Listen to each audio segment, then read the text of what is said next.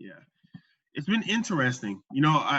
I knew coming into this year it would be a learning experience. I knew that I'm a natural learner, and I think that's my natural orientation. And so I knew, starting anytime you start a new role, that's where your focus should be. And so I was trying to learn as much from other council people as possible. Any interaction I have with a resident or anybody working within, different city departments, just learning the processes, learning what they do, and then also just learning more about the needs of residents and trying to figure out how we as a city can best support individuals and families as they are trying to either make change or progress within their own like individual sphere, or within the orientation of like their larger community or larger neighborhood. And so that hasn't changed. I've still been prioritizing that learning. I think what's kind of thrown a wrench in the planning is, of course, like COVID-19. We had the floods that have taken up a lot of time from our city departments and various staff members. So we're still working to try to process all of that. And so I think anytime you have like a big situation like that, the process is like, first you try to figure out how you can address like the immediate needs connected to that. So for example, with flooding, it's how can we help residents take care of like their immediate needs in that moment, which were like cleaning up their basements, which were disposing of all of the items or removing all of the items that they were disposing of in their alleys. So there were they're still processing 311 requests for like large pickups. And of course, the next thing is after you solve for or try to provide for those immediate needs, then like how can we assure residents that we're doing all that we can as a city, as an entity, to prevent the flooding from happening again. And those are, of course, like those conversations will take longer, that work will take longer, but we've been trying to figure out ways that we can improve our sewer system.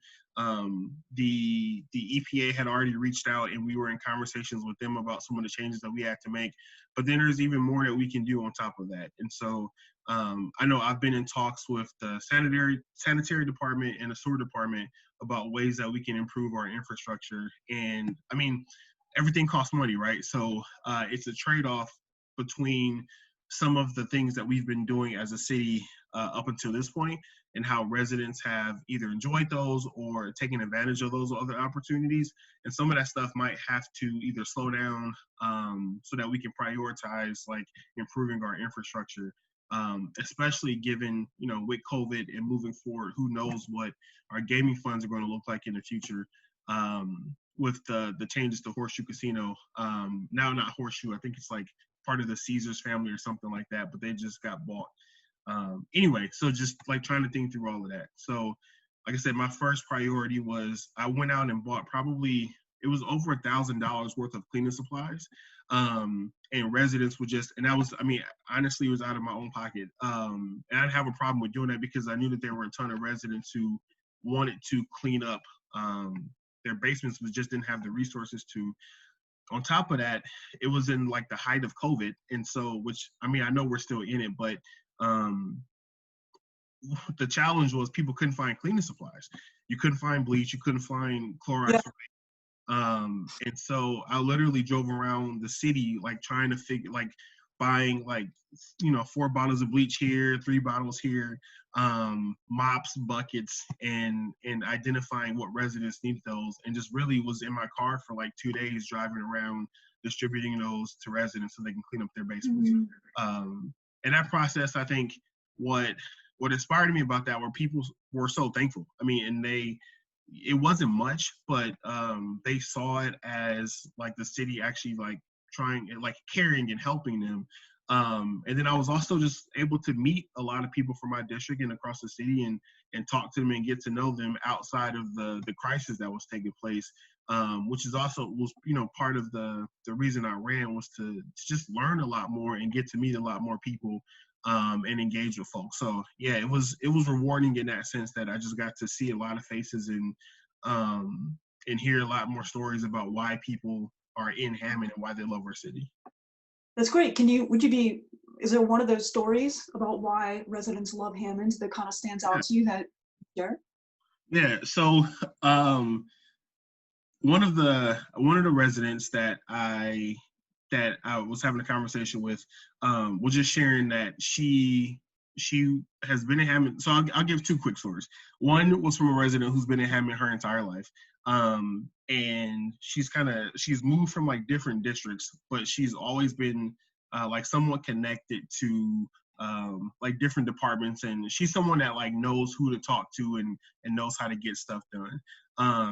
And that's one of the reasons that she stayed in Hammond, is because once she has those connections, she knows Mhm. like when she needs something, who to reach out to.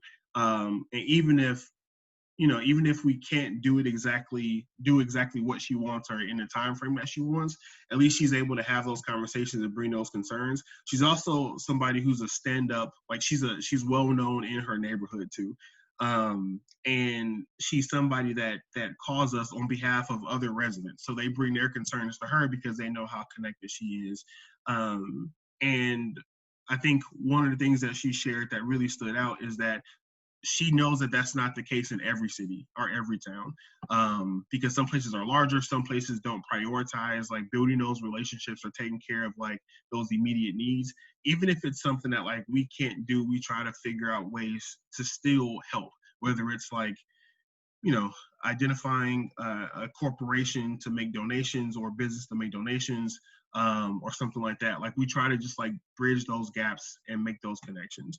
And so she was really happy about that. The other person is somebody who had recently moved from Chicago, and Hammond was their new home. And she had a really bad experience of living within Chicago. Not to place blame on the city or anything like that, but I think she just kind of she fell through the cracks and got lost in the system per se. And so uh, when she moved to Hammond, she felt like we were welcoming her with open arms, and she was experiencing some challenges with her home, and like the flooding took place like in addition to everything else that she was experiencing. So it's kind of just like the icing on the cake per se. And so when she reached out, we just started having conversations about the different resources and tools that the city had that she could take advantage of that she wasn't aware of. And so I think you have two different situations where they're happy about the same things in terms of like the way that the city operates and how we work to build those bridges and support our residents. But you have one person who's pretty much been here her entire life and been able to take advantage of those systems and supports, and work with us to improve her community, versus somebody who just moved in who is like still learning the ropes and learning what we provide and trying to figure out who to talk to for what different like needs and resources. And so it was, like I said, it was just great to connect with like that wide range of people, as they get settled in, or as they just try to process all of the different changes that we're experiencing as a society, given everything that's going on. The last thing I'll share is that we were also able to distribute 3 hot water heaters. So with the flooding, I know a lot of people, their hot water heaters were damaged. And so sometimes you can just let it sit for a few days, let it dry out, and then relight it, and it'll start working back fine. Others were not so lucky. And so I was working with a gentleman who works in the inspection department within the city. And every time he would go to someone's house, or every time he would hear about a challenge like that, he would let me know, like, this is what people are needing, this is what's taking place. Um, and so I just started making a list. And one of the things that kept popping up on the list were hot water heaters. And so there's another resident who lives over in Hessville, Amy, who works at Home Depot. And so I reached out to her and asked if Home Depot would be willing to donate some hot water heaters or work with us to meet the needs. And so she was able to talk to her manager. She works at the Home Depot in Cherryville, and he decided to donate 3 hot water heaters. And so we went through this process of opening up like application process for residents to apply to get a hot water heater. She also made a connection with a local plumbers union who were willing to donate their time to install the hot water heaters at no cost to the residents. And so we were able to, like I said, just make all of those different connections. And we got 3 hot water heaters donated. We've had 2 of them delivered and installed to residents. And then we have one more that we're just waiting on someone to kind of step up and claim. We were trying to focus on the third district just because it's the district that I represent. But now I think we're going to open it up to the entire city and see if anybody else needs one that we can get installed for them.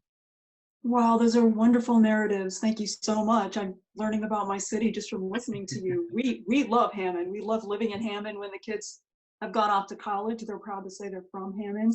And these things are just increasing my own love for the city.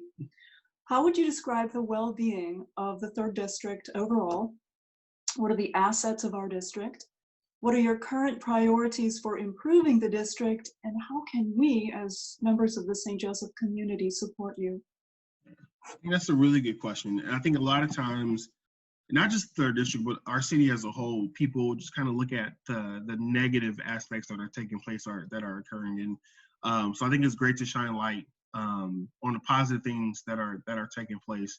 But knowing that like no place is perfect and that like we always have stuff that we can improve upon. And so in terms of the third district, I think what really gives me hope and what really inspires me is the people. I found that we have a wide variety of individuals living within our district. And I mean that by like age, by race, by, of course, gender, social economic status. And what I see more so than not is people coming together and working together to support each other. And anytime, so of course, I grew up in the third district. I've been here my entire life. My parents still live in the third district. And so it's something that really, like I said, inspires me in terms of the collaboration that I see amongst residents. I also think that we see that there's people, there's businesses that have been here for, I mean, since I was a kid. And I think that's exciting too, that you have people who have invested really like their life in supporting the third district and the residents that live here. And so those are the things that, like I said, that are some of the positive aspects, as well as like some of the recent developments that have taken place. Like I think, the recent renovation to MLK Park is something that's really exciting. Martin Luther King Jr. Park, which is right in the heart of the third district. There's, of course, a lot of the streets are prioritized and being either repaved or completely redone. And so as you drive through, it's a lot smoother than it used to be. You also see that a lot of the homes, even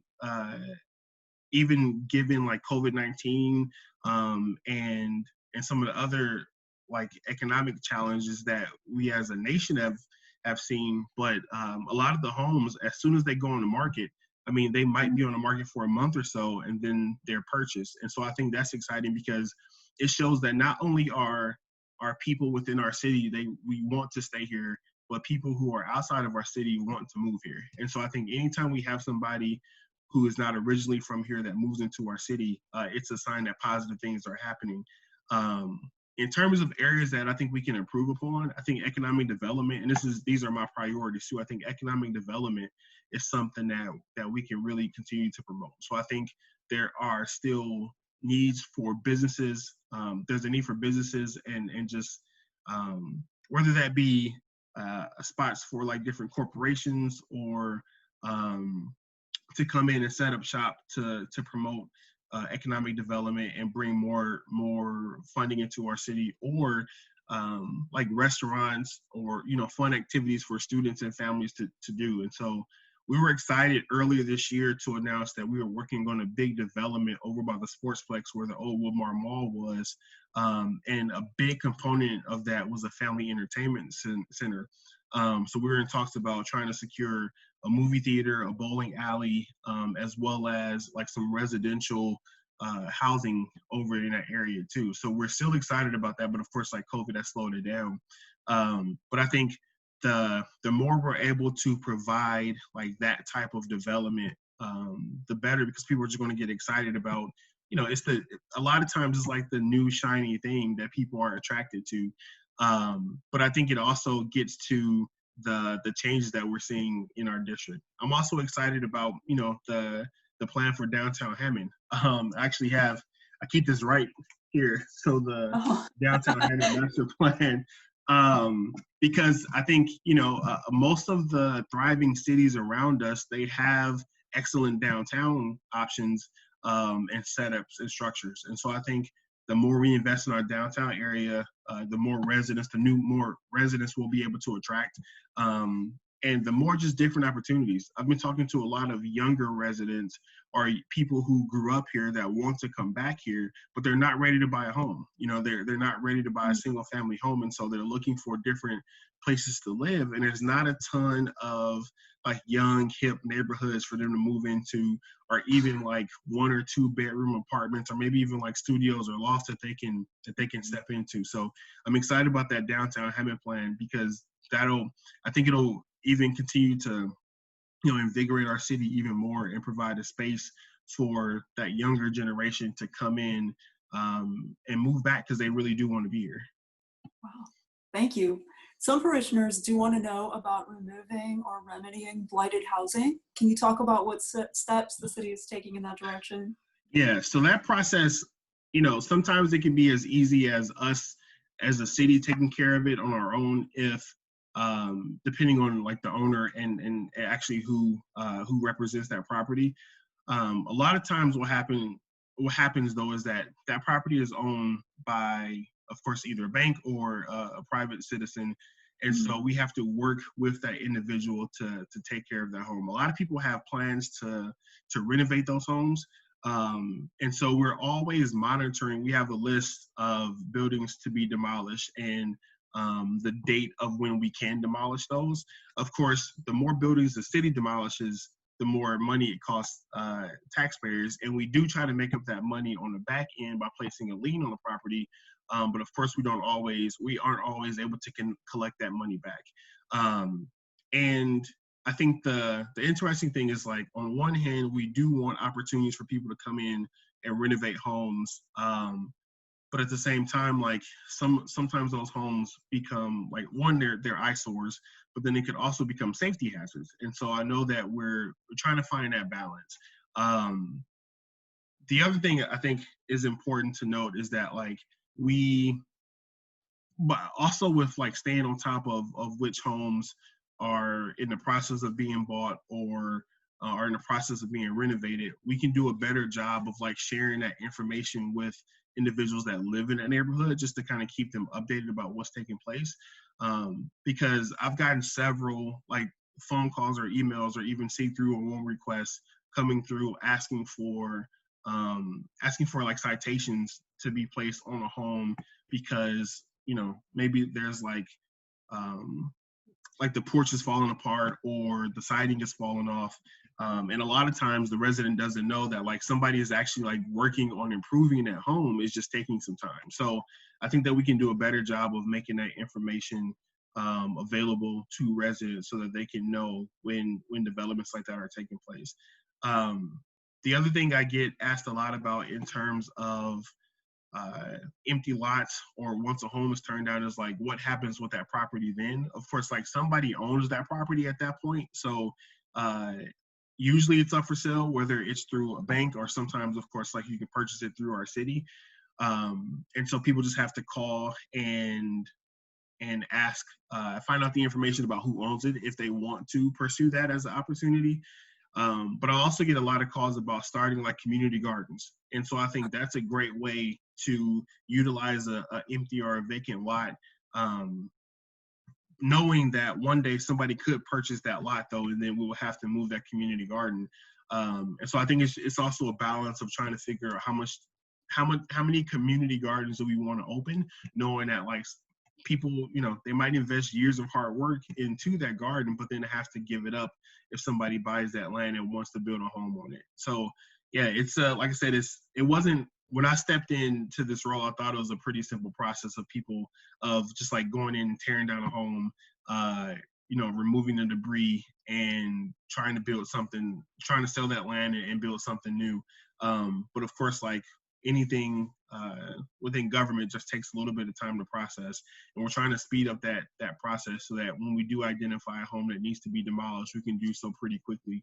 But then there's also like insurance challenges that we have to go through, and then like sometimes we just have to spend time researching who owns it if the home has been vacant for a while. But it's great that your parishioners are noticing that that those homes are there, and they can definitely submit a 301 request and bring that to our attention, or just reach out to me if it's within a 3rd district, and I'll share whatever information I have about what's taking place for that individual address or property. Thank you so much. That was really helpful. Our parish has several longstanding outreach ministries. Our soup kitchen, which offers lunch every weekday.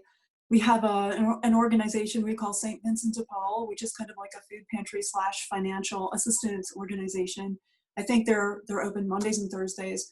We had planned to start offering an after-school program for youth, but that's all on hold now, of course, because of COVID.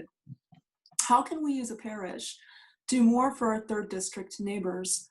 Are there ways we could reach more people with our existing ministries? Are there other kinds of outreach that we should engage in? Yeah. So I was aware of some of the things that you guys offered, but hearing that list, I'm thankful to have you guys right here supporting our residents and really supporting our entire city. So thank you for that. I think one of the things that I can help with and that we as a city can do is help promote programs better. So I think we have access to, of course, like more residents. We have a voice. We have a platform that we can use to share those resources that are out there. And so anything that's taking place, just share it with me. I'll post it on social media as I interact with the individual residents. I'll let them know that they can come to you guys for the different resources that you just identified. So that's one thing. I think in terms of what you're offering, those are a lot of the things that I feel like residents need, right? So like the food pantry, I think it has been great. I've heard about a lot of residents who have taken advantage of that. And I think the other piece, even with the after school program, I know that it's on pause, but I think that a lot of people are now trying to figure out how they're going to prioritize just like childcare in general. Because even though our schools are virtual, a lot of jobs aren't. And of course, we have a lot of people who are essential workers. And so I think they're looking for things for their students to do during a day, even if it's just like some place to go that's safe for them to even complete their schoolwork. So I don't know if that's something that you guys can look into, but providing that space during the day for individuals to come in and just like send their children for childcare service while they're working, even if it's only for a few hours. I think that would be great, because I'm also trying to figure out, like I said, what we can do as a city to provide those types of tools and resources. And then outside of that,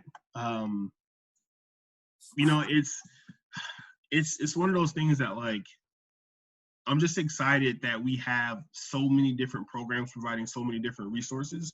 I think what we need to do, like I said earlier, in terms of like sharing the information, is really create an asset map so that people can look and see, all right, what's in my neighborhood, what's in my community, what can I take advantage of, and we can do a better job of promoting those tools and resources. But I think the things that you guys are providing are things that I've heard residents need, and I've heard a lot of good things about the services. And even just like your church is so beautiful. And I know in our downtown area, it's not, you don't see a lot of that as much as we used to. And so just the fact that you guys have been there for so long, I think is a testament and really exciting. And it doesn't seem like you're going anywhere anytime soon. So glad to have you guys as a staple in our downtown area.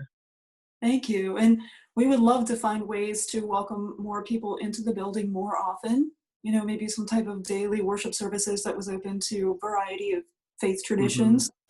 I would certainly welcome suggestions for what direction to go with that. Should we do something in the evenings? Should we do something in the early mornings before work? Or what would be the best time of day to open our buildings? What would people love? What kind of prayer would people like to engage in? I would love to have ideas about that. Joan, correct? Sorry, I didn't mean to cut you off, but I know that if you guys are open to like hosting different organizations or even like programs for people to just like rent out your space, I think that might be a good opportunity too. Because I know that people are always looking for like cool spaces to host, like especially our schools. I know that a lot of our schools have auditoriums, but sometimes they're looking for like a different venue to host the program. And so maybe that's something that you all can look into, or I can kind of help make connections as I hear organizations pop up. And even the place where the room, I'm not sure exactly what you all call it, where the pancake breakfast was. I think that's a great room, of course, that you can gather people and just like have different types of like conversations or meetings as a community space. So if you guys are open to that too, then I would love, even like if it's like one of the meetings that I host, I would love to use your church as one of those spots, just kind of bring more awareness and bring more people into the space. Great, thank you. I love those ideas. We would definitely welcome more utilization of our spaces by the community. We have a religious education building. Like you said, we have the church hall, and that is definitely a great place for community meetings. I will run that by our pastor and get that to you, so thank you. This year has seen the emergence of a new or renewed civil rights movement, which has called our nation's attention once again to the sin of racism that is so deeply entrenched in our country's institutions and history. How would you assess the city of Hammond in terms of its progress toward racial justice? How far has the city come? What next steps need to be taken? You know, I get asked this question a lot, excuse me. And what I can say is that just like every other community, like we have our challenges, right? And there's things that we all can do as residents, as individuals, to help promote equity, to help promote justice for all people. And so I think that, like I said, I've been here my entire life, and part of the reason I've been here my entire life is because I love it. I love being in Hammond. My family loves being in Hammond too, and we think it's a great place to raise a family, and it's just a great place to be and interact with others, because you do get a diverse group of people. I mean, we have people of all backgrounds, of all races, like I was sharing earlier, all socioeconomic statuses living within our city, and I think that of course like is a bright light that our city can stand on or can shine. And so what I do think that we can figure out ways to do is like, how do we break down those like false barriers that stand in between us and bring different groups of people together to have conversations, to learn about one another.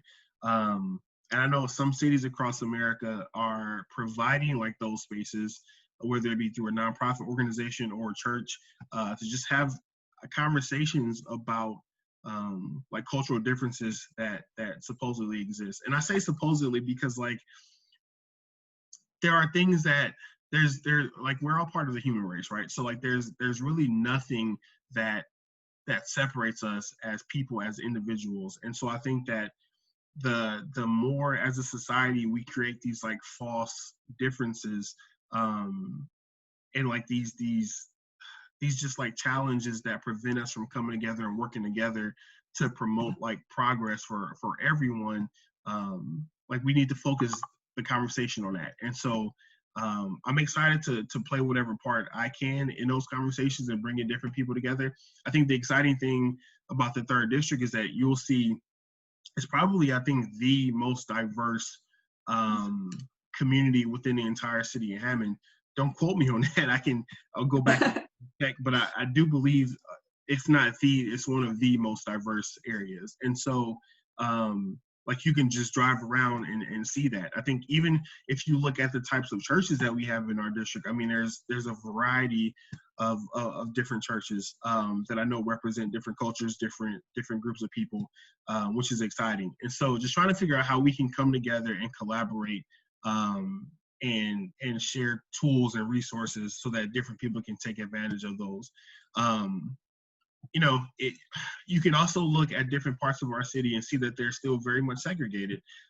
Even within the 3rd District, we do have, even though we do have such a diverse group of our diverse population living here, there's still like pockets of segregation. And so just trying to figure out as a city if there's anything that we can do to create more equity with regards to that. I know a lot of it is we have a lot of renters throughout our city. And so trying to figure out like if there's a pattern or a theme to the landlord situation, or like who's renting those homes, and also just trying to figure out ways that we can make the home buying process more equitable so that we see all different types of races and people purchasing homes, because that's something I know a lot of people take pride in. And I think the sad part is that you see a lot of people living in subpar conditions as they are renting these homes. And a lot of them are doing that because they don't see a pathway to home ownership. And I think a lot of those folks, like if you dove into that data, you'll see that a lot of times, like the challenges with renting impact people of color more so than others. And so just trying to figure out how we can provide tools to help people focus on purchasing their first home, and making sure that they understand what that process looks like, and they have the supports to be able to make it from point A to point B, so that they can just like step into, you know, this new this new aspect of their life, which I think will bring a lot of pride and joy and progress.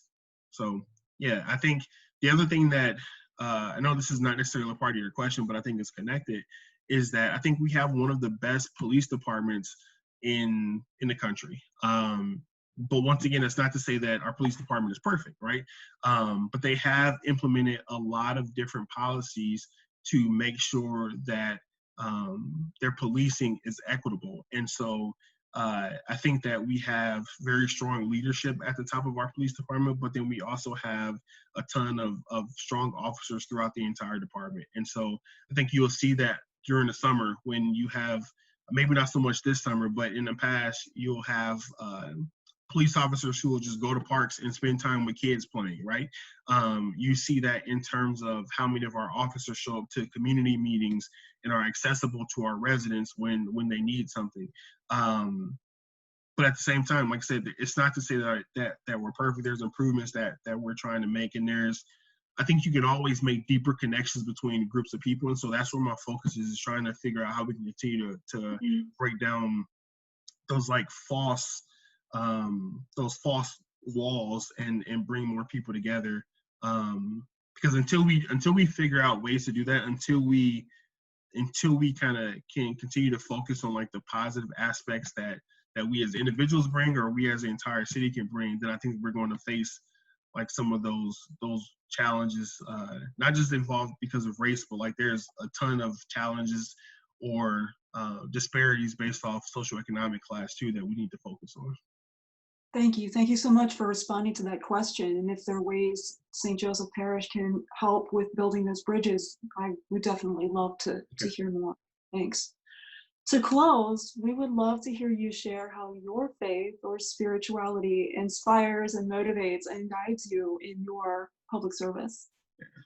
So I think what's interesting is that I've always tried to, just like I feel like we all should, but I've always tried to in a sense, like live Christ-like, right? So there's so much that we all can do to help others. There's so much that we can do to promote just like the general well-being of our community. And we should do so through the gifts that are given to us and the blessings that we have, the blessings that we receive.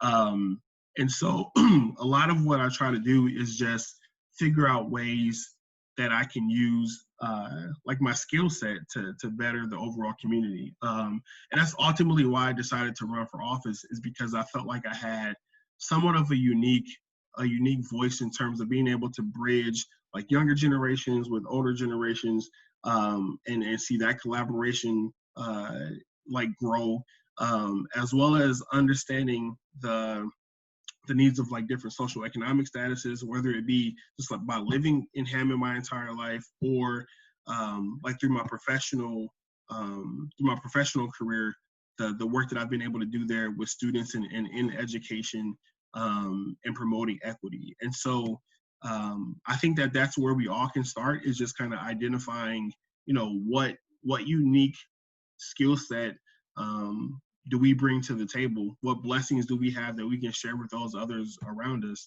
And I'm truly inspired. So down the block for me, there's a married couple who have been in Hammond for a while, and they host prayer meetings at least like 3 or 4 times a week. They invite people over, and so they open up their homes and just have people come, and they'll provide, of course, refreshments, but it's really just an opportunity for people to come together and fellowship. And I think that's also something that I'm trying to do a better job of, because I know that, you know, we need each other. We need to feel connected. We need to feel supported, and we have to provide those opportunities for residents and families to do so. So yeah, so every day I kind of just try to figure out what good I can do in the world on a daily basis.